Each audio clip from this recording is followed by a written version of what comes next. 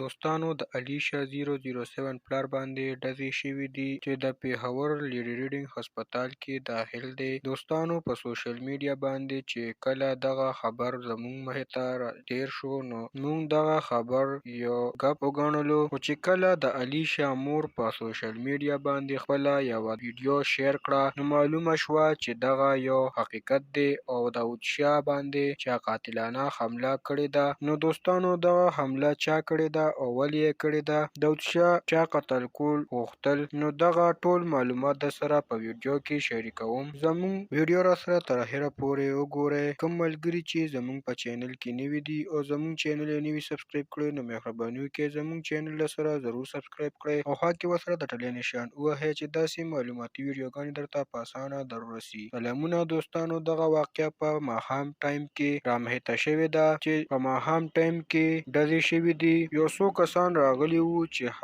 هغه نه یې د نشې په هیله په یو فاونډیشن کې مرسته غوښتله چې دغه هم وروتلو نو خبرې یې کولې او په واپسې کې په ده باندې ډزې شوي دي او پکې لګېدلې دي او هغه وایي چې وینه ترې ډېره زیاته تللې ده چې ډېر په سیریس حالت کې دی او وایي چې اوس په لیډي ریډینګ هسپتال کې دی چې علاج یې شروع دی. علیشه په خپلو خبرو کې هم دا ویلي دي او له دې خبرې تصدیق یې کړی دی او مور یې په خبرو کې ډېر ساه ښکاري او ژاړي او ډېر زیات خفه ده او وایي چې په موږ باندې اوس کوم کس ډزې وکړې او داود شاه یې وویشتو چې دغه کس مخکې هم دغه کار کړی دی او داسې حرکت یې کړی و. دوستانو علیشه 007 چې ځان ته یوه پښتنه وایي او یو داسې ډانسره ده چې هر وخت یې لانجې او مسالې په سوشل میډیا را روانې وي، دوی هم یو بل ته رد بد وایي او هغوی هم